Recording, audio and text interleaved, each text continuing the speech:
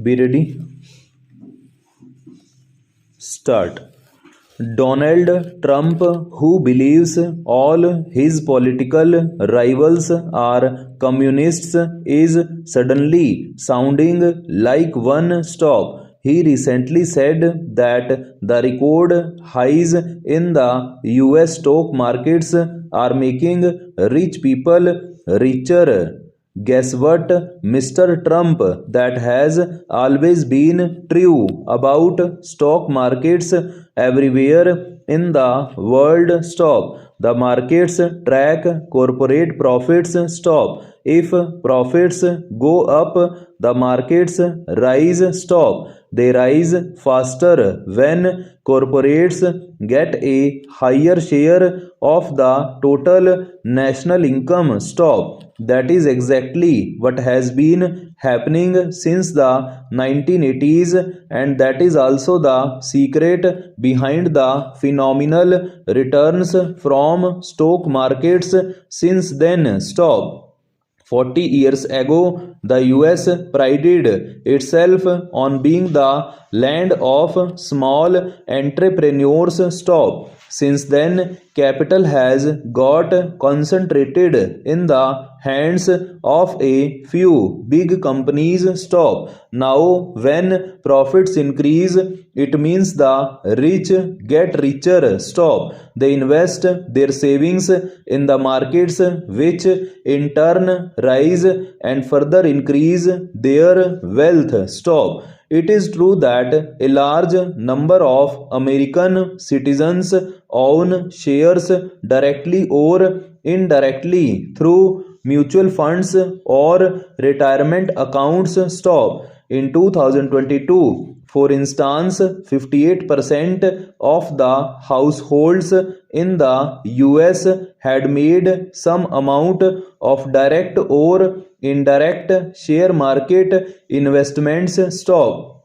But breaking down this number by income levels shows that only 34% of the bottom half of families owned shares. Stop. Compare that to the richest 10%, where 95% of the families had invested in the stock markets. Stop. The median stock market holding of the bottom half was just $12,000, while the median value of stock investments for the richest 10% was $6 lakh. Stop.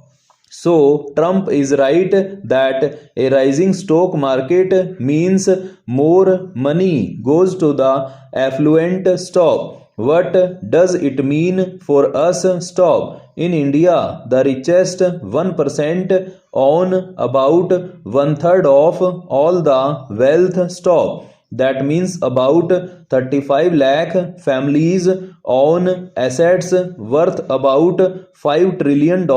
Stop. That is approximately rupees 415 lakh crore. Stop. Last year, India's net personal wealth increased by 4.6%. Stop. Given the concentration of wealth in our country, it is not unreasonable to say that the wealth held by the top 1% would have increased by at least 5%. Stop. If we assume that is going to get repeated this year. Stop. India's richest families will have added another rupees 20 lakh crore to their personal wealth. Stop.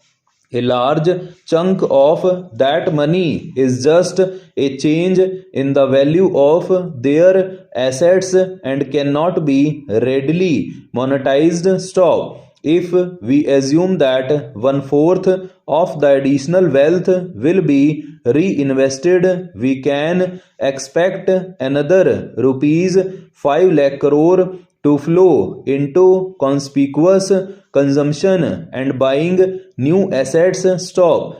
Let us say that half of this goes into the stock markets. Stop. That means about $30 billion of the money held by the rich can potentially come as fresh investments into the Indian markets next year. Stop. This is not an impossible number considering domestic funds have invested more than $20 billion in Indian stocks and shares in 2023. Stop. Along with the $15 billion pumped by foreign funds, the investments made by India's rich have helped Nifty give a return of nearly 20% this year. Stop. If all things remain the same and they do not ever, one should not be surprised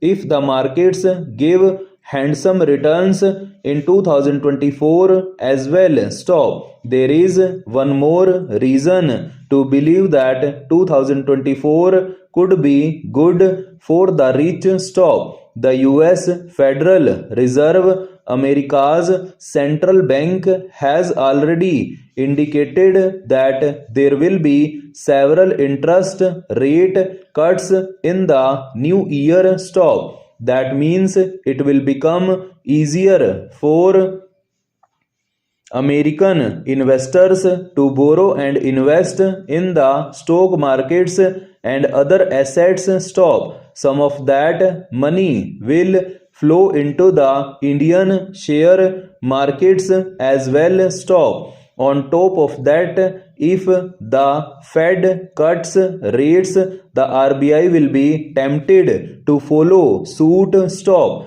There will be more easy money in our domestic economy, which again will increase flows into stocks and shares. Stop. If interest rates fall, corporate finance costs will also drop, increasing their profit margins. Stop. Since markets track corporate profits, this is yet another reason for share prices to rise. Stop. There is one rider to this rosy picture: the massive amounts of speculative investments that ordinary retail investors appear to have made in the Indian markets. Stop. This can be gauged from the amount of money that has gone into the riskier futures and derivatives markets. Stop. Here, investors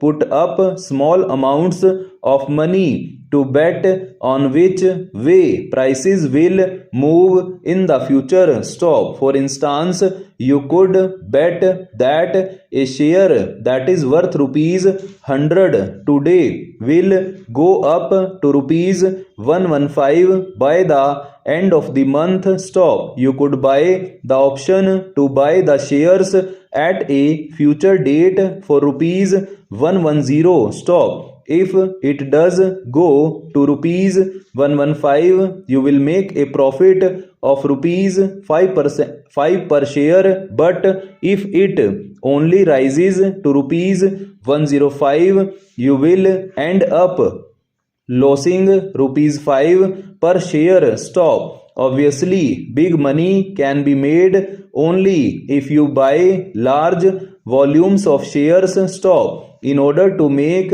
rupees 1 lakh, you will need to buy 20,000 shares. Stop. In the cash market, you would have had to spend rupees 20 lakh to buy 20,000 shares at rupees 100 each. Stop. In the derivatives market, you only put a margin amount, let us say only 10% or rupees 2 lakh. Stop. If the share price goes to rupees 115, you will make rupees 5 lakh profit by putting up only rupees 2 lakh, that is a 150% return. Stop. But if the share goes to rupees 105, you will lose rupees 5 lakh over and above the rupees 2 lakh you originally invested. Stop. This kind of speculative investment has run riot in India. Stop.